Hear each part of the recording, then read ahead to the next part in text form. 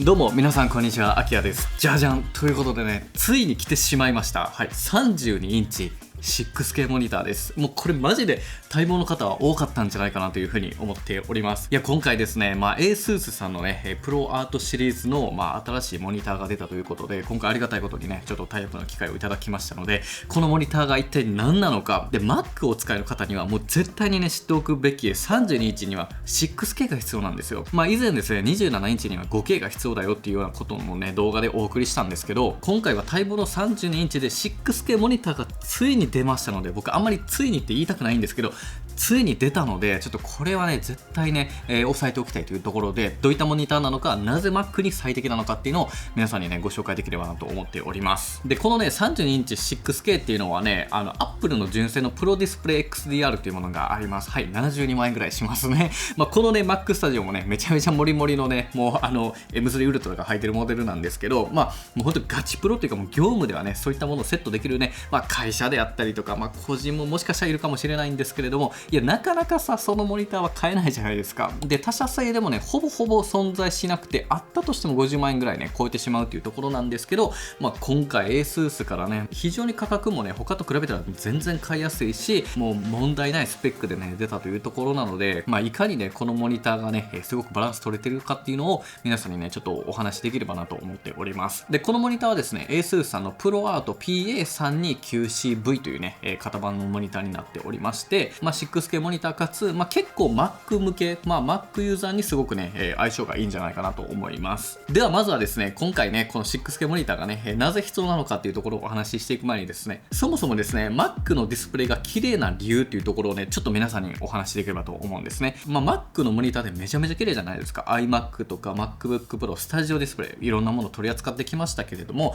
めちゃめちゃ綺麗ですよね。で、これなぜかっていうと、結論はもうレティーナディスプレイだからというところです。iPhone や iPad、Mac、スタジオディスプレイ、MacBook Pro とか Air とかも問わずにレティーナディスプレイが採用されていますよね。で、このね、レティーナディスプレイっていうのが一体何なのかっていうと、レティーナというのにはそもそも網膜というような意味があるはずです。で、このレティーナディスプレイというのは人の目がもうピクセルをね、認識、識別できないほど高繊細な、画面表示ができるディスプレイのことというところになるんですね。なので、このレティーナというのは1インチあたりのピクセル数、これをね、PPI というんですけれども、これがね、非常に高いのですごく綺麗に見えるというところになるんですよ。実際の数値で言うとですね、24インチの iMac4.5K のものは 218ppi になっています。で、27インチのスタジオディスプレイ、僕も普段使ってるやつとか、これ 5K なんですけど、これも 218ppi になってるんですね。で、この 218ppi というものこそが Mac というものの美しさの基準値になってるんですね。つまりはですね、この 218ppi を満たす32インチモニタ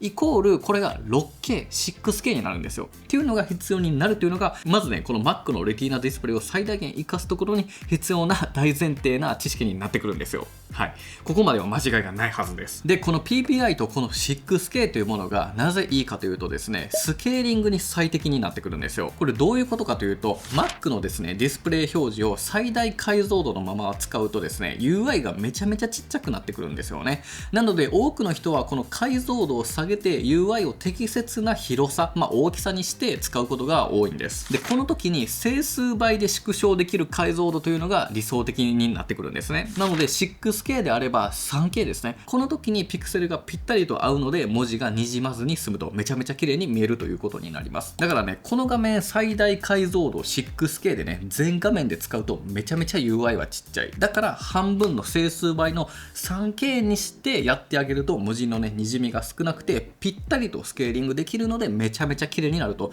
だからつまりは32インチにはその整数倍のスケーリングをするとなったら 6K がいるし、27インチには整数倍でしっかりと、綺麗にしようと思ったら 5K が必要になってくるということになります。ちょっと分かりにくいと思うんで一回やってみましょうか。Mac のディスプレイ設定から今ね、こう解像度たくさんパーって出してるんですけれども、これね、オプションをしながらディスプレイ解像度の設定に入ると全部出すことができるようになりますと。で、今ですね、3008×1692 の、いわゆる 3K の整数倍でしっかりスケーリングができた、6K だからこそのめっちゃ綺麗な一番いい UI になってます。すごく最適な大きさなんですね。これがいわゆる 6K 最大解像度でやるとなるとこんな感じになります。めちゃめちゃちっちゃくなっちゃうんですよね。なのでマウス操作もねちょっと大変になるし、めちゃめちゃちっちゃいですよね。こうやって見るとこれ YouTube 先の画面ですが、なのでこれをね整数倍のものに戻してあげると適切な大きさになるということになるんですよ。一方でですね、32インチモニターだけどよくある 4K の場合ですね、4K の場合の整数倍というのは 1920×1080 の表示になりますよね。整数倍だから。なので 1920×1080 を表示します。これですね、こうなると大きいんですよ。わかるかな。これ YouTube のさっきの画面ですが、どうもう1枚で結構ガッとでかくなっちゃうと。ただ 4K モニターの場合はこれが整数倍なのでめっちゃ一番綺麗に見えるんですね。ただ大きいよね。だから32インチモニターは 6K があるとその整数倍の 3K 表示ができるので、これですね、これが最適な大きさの最適な UI でめちゃめちゃ綺麗に文字が滲む必要なく見れるということになるんですよ。なので今回 6K が最適とは言ってはいるんですけれども、 UI の大きさで判断した方がいいんですね。なので UI のサイズが大きいものがいいという方は 4K で整数倍の 1920×1080 のさっきの表示の方が見やすいと思うし、人によってはね、どのスケーリングサイズが一番最適なのがいいかっていうのがね大事になってくるので、まずね皆さんがこのねディスプレイサイズでどのね表示が一番 UI として自分に適切なのかをちょっとどこかで見れるタイミングがあれば見てみて、でそれで、必要なモニターをね選ぶっていうのが大事になってきます。難しければね、よかったら何回か見ていただければねすごく嬉しいなというふうに思っております。ということでですね、それらを踏まえた上でこのねモニターのスペックとか仕様をねしっかりと見ていきたいなというふうに思います。パネルサイズが厳密には 31.5 インチになります。で解像度が 6016×3384 イコール 6K ですね。でこれの整数倍、半分って言ったらいいのかな、これが 3K になるとさっきのものですね。でピクセルパーインチが 218ppi になっていて、アスペクト比は16対9で、輝度が標準で400カンデラ、 HDR とかのね、時に600カンデラ、これはだいたいニトにもね置き換えれるかと思うんですけど、非常にですね明るいものになっています。ただリフレッシュレートは最大 60Hz という形で、アンチグレアのね低反射のモニター加工になっています。なので結構今ね、6灯ぐらいこのスタジオではね焚いてるんですが、照明をね光源のね明確なものが映り込まずにすごく綺麗にねできてるんじゃないかなと思います。で一応スピーカーはね 2W のものが2つあるんですけど、これはちょっと気持ちレベルかなといったところです。でこのモニターはですねカルマン認証というものをね取得しています。これはですね ASUS、 要はこのメーカー独自の基準ではなく国際的な基準をね満たした、色精度がありますと。全ての ASUS のねプロアートシリーズのモニターは工場でね一つ一つしっかりとね構成されてカルマン認証というものを取得しています。だからこそ安定したね色再現度を保証して正確さがね求められる、プロの業務用途とかでもすごくねそういったシーンでもしっかりと耐えれるというか、答えれるようなそんなね精度のね、外部機関からもね認証されているというようなそういったモニターになっています。で今回の大きな特徴としてこれね Mac 向けにね Mac に最適化された設計になっているんですよ。まずさっき言っていたそのモニターの解像度スケーリングというところはもちろんなんですけれども、そもそもですねこれ Mac をねシームレスにコントロールすることができます。これはですねこういった Mac のねキーボードの輝度のねボタンで明るさをね変えることができたりするし、このモニターのねカラーモードも M モード P3 プリセットモードみたいなものがあってですね、これは MacOS のデバイスにね限りなく近いねカラーモードになっています。だからこう色合わせがすごくしやすくて、例えば僕たちはねダヴィンチリゾルブとかを使ってこう映像の編集をしたりするんですけど、そういった時に色が変わるみたいなことがなく、しっかりとね Mac のモニターと同じような限りなく近い色味でね使うことができるので、非常にねそのギャップっていうのがなくなってきたりします。で専用アプリによるね直感的な操作も可能になっていますので、しかもこれが MacOS 専用アプリになっているので、すごく直感的にねモニター設定を調節できるというようなそういったね強みもあったりはします。で他にもカラーシンクという機能でですね、同じモデルの中で色設定をね同期させるような機能があるんですよ。だからこのモニターと他のねモニターっていう、マルチディスプレイをするときに各モニターをですね手動で調節する手間をなくして統一されたね、マルチディスプレイでのこうカラー表現っていうのができるようになったりするので、そういったねカラーシンク機能もあったりはします。でちなみにねスピーカーはねちょっといまいちですね。ちょっと参考までにスタジオディスプレイとね、聞き比べてみてください。こんな感じです。僕たちは日本国内だけでなくヨーロッパに飛び、スペインやポルトガルでたくさん撮影をしてきました。このカメラでした全てのことを皆さんにお届けしたいと思います。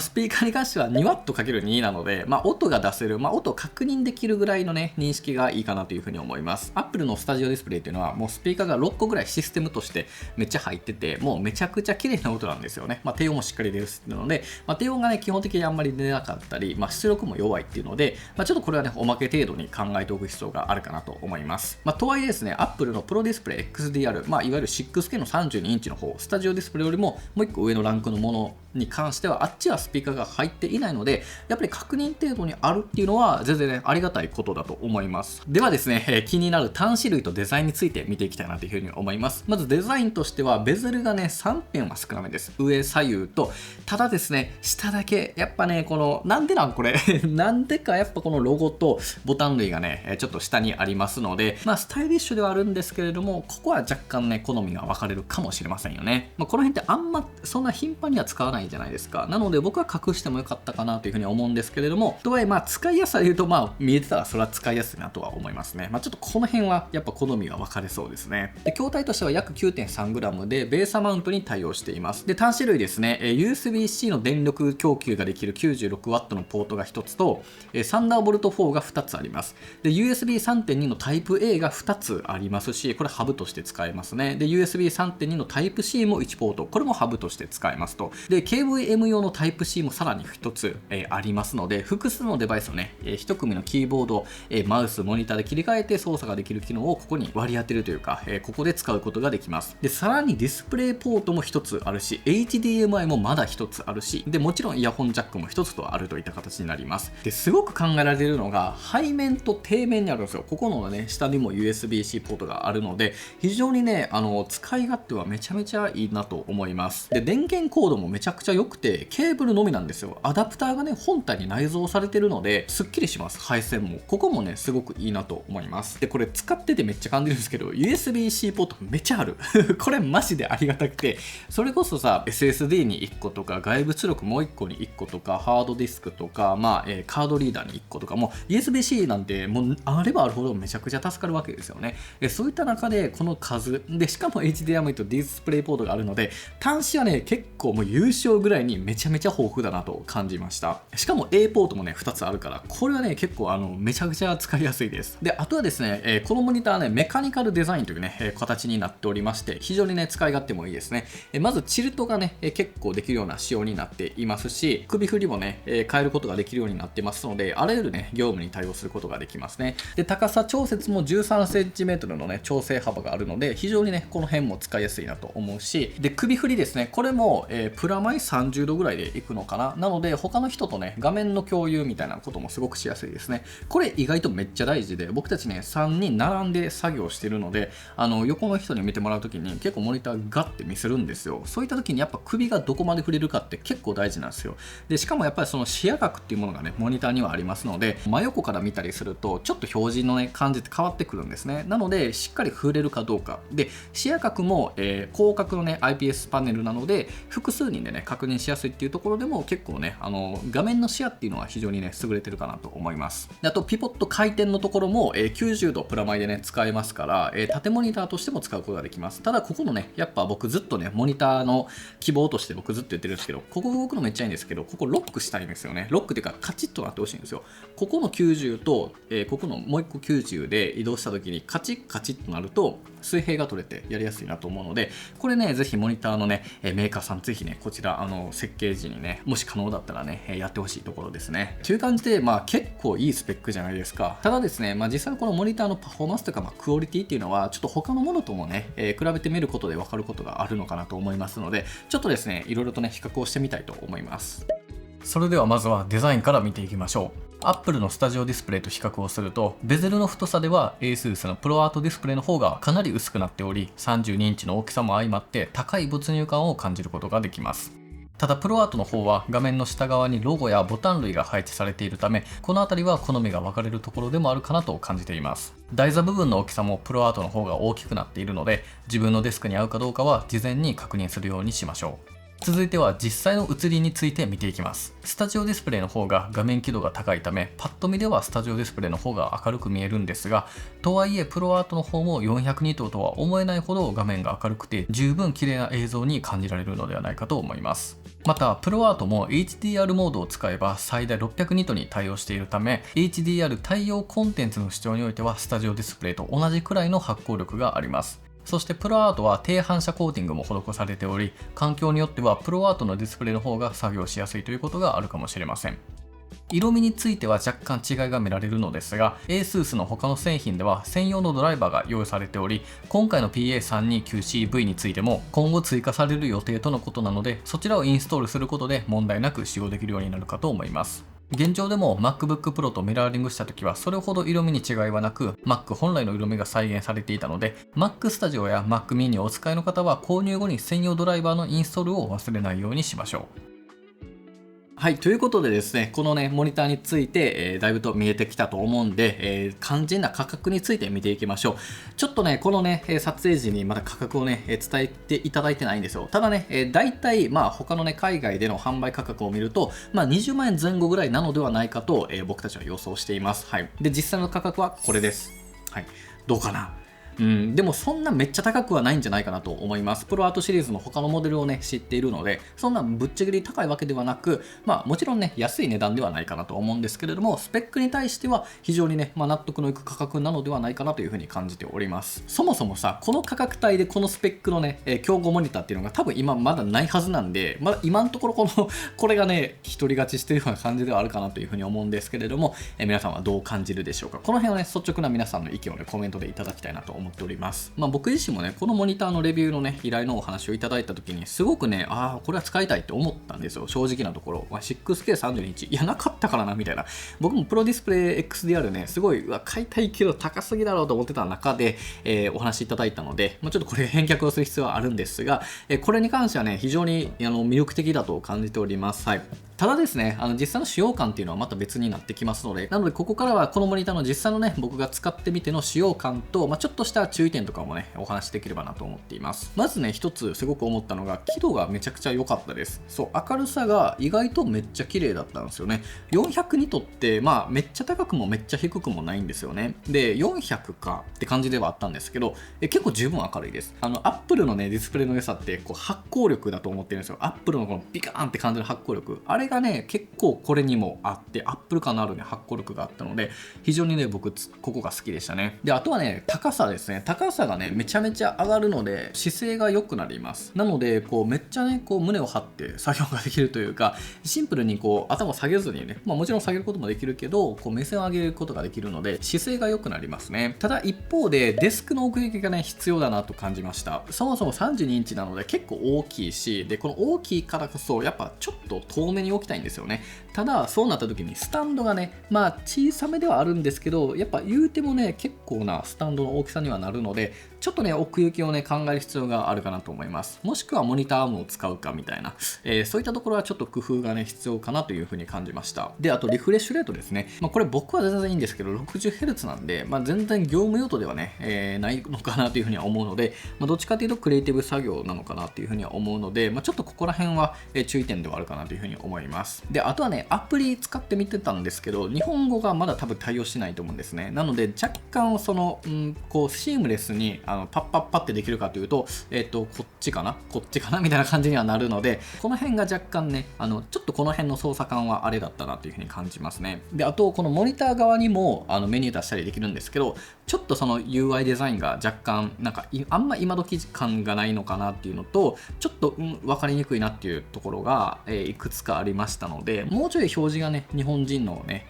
一般ユーザーにもすごく分かりやすいね、ものになるといいのかなというふうには感じましたかね。っていうのが実際の使用感かな。正直このベゼルに関しては賛否めっちゃあると思うんですが、実際これ使ってしまうとここ気にならなくなるんですよ。購入検討時とか、パッと一番第一印象で見たらね、ベゼルって絶対気になるんですけど、実際にね、作業し始めるとこれは絶対気にはならないんで、やっぱここは好みかなというふうに思うし、モニター自体はめちゃめちゃ綺麗ですよ。ほんとめちゃめちゃ綺麗で、実際の 4K のね、32インチと比べても、文字の滲みってもう明らかに違うので、やっぱここはね、6K のね、音形っていうのは絶対にね、感じられるんじゃないかなというふうに思います。で、あとは HDR 表示にも対応してたりするので、よりハイエンドなね、コンテンツ視聴をね、体験することができるので、本当にこだわったね、クリエイティブ表現をする方方には結構本当にベストなねモニターなんじゃないかなと感じております。で、あと1個もう1個だけ梱包がすごい良かった。なんかそもそもモニター32インチなんだけど、段ボールそんなでかくないし、割とねめっちゃ簡単にね組み立てもすることができるので、全然一人でも問題なく、意外と大きくない箱なんで、ここも良かったなと感じましたね。はい、ということで皆さんいかがだったでしょうか。今回ねこの ASUS のプロアート 6K32 インチモニターをねご紹介をさせていただきました。4K モニターというものはねもうめちゃくちゃあるんですけれども、32インチ 6K というのはね、僕たちが今撮影している2025年の夏時点では、ほとんど存在しません。あったとしてもめちゃ高いとかになってくるんですよね。なので待ち望んでいた方も多いと思うし、そもそも 4K でいいと思ってたというか、6K が必要だと思っていなかったという方も多いと思うんですよね。そういった方には実際に体験しないとねちょっとこの良さは分かりにくいかもしれないんですけれども、もしよかったらね、量販店とかであるのかな。はい、なのでそういったところでちょっとね実際に見てみるとか、そういった形がいいかなと思います。あるいはスタジオディスプレイとかの27インチの 5K をねちゃんと見てみる、そのスケーリングをしっかりとできているようなね、ピクセルを見てみるっていうのも非常に大事かなというふうに思いますので、ぜひねこのスケーリングとかこの 6K という音響をねまだよくわからないよっていう方は実際にねもうモニターを見に行ってみてもらえたらなというふうに思っております。ということで今回はね最後までご視聴いただきありがとうございました。ではまた次回の動画でお会いしましょう。バイバイ。